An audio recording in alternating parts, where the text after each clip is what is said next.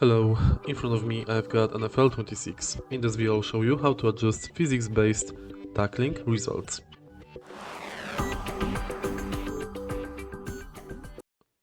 In the beginning, let's go to settings of the game, and next go to player sliders. Find physics-based tackling results and adjust it between 100 and 0. This function determines who is favored when calculating the collision angle and magnitude coming from a physics-based tackle.